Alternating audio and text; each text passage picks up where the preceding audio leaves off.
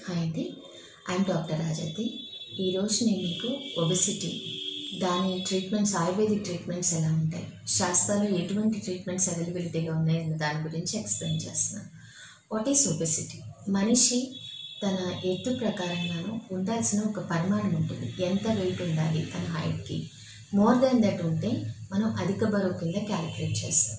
So ఇలాంటి అధిక బరువు ఏ రీజన్స్ వల్ల వస్తుంది?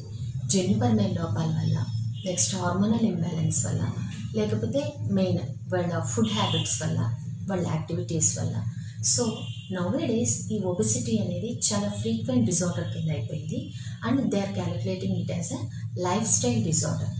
ఎక్కువగా మనం ఫాస్ట్ ఫుడ్స్కి వాటికి అలవాటు పడటం వల్ల నెంబర్ ఆఫ్ క్యాలరీస్ ఇంటేక్కి, క్యాలరీస్ ఖర్చుకి సంబంధం లేకుండా ఉండటం వల్ల ఒబెసిటీ అనేది చిన్నపిల్లల దగ్గర నుండి పెద్దవాళ్ళ వరకు కామన్ ఇష్యూగా మారింది. సో ఇలాంటి ఒబెసిటీకి ఆయుర్వేదంలో ఎటువంటి పరిష్కార మార్గాలు ఉన్నాయి?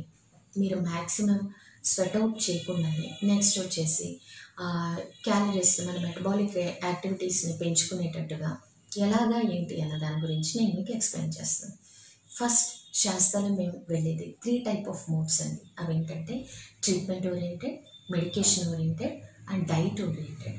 సో ఇప్పుడు ట్రీట్మెంట్ ఓరియంటెడ్ కింద వస్తే మనం మెయిన్గా పంచకర్మ థెరపీస్ హెల్ప్ తీసుకొని, పంచకర్మ సెక్షన్స్లో ఒక్కొక్క పర్సన్కి ఒబెసిటీతో పాటు అసలు ఏ కాంప్లికేషన్ వల్ల వాళ్ళకి ఒబెసిటీ వచ్చింది అన్న రూట్ కాజ్ ఐడెంటిఫై చేసి ట్రీట్మెంట్ ఇవ్వటం జరుగుతుంది. నెక్స్ట్ ఆ రూట్ కాజ్ తగ్గట్టుగా మనం ఐడెంటిఫై చేసిన దానికి తగ్గట్టుగానే మనం మెడికేషన్ ఇవ్వటం కానీ, పర్టికులర్ డైట్ కానీ.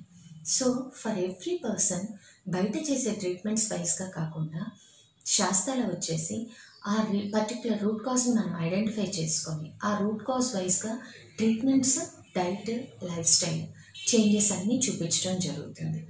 సో మెయిన్గా న్యాచురల్ ఫుడ్కి మనం ఎక్కువ ఇంపార్టెన్స్ ఇవ్వడం జరుగుతుంది అండ్ న్యాచురల్ ట్రీట్మెంట్.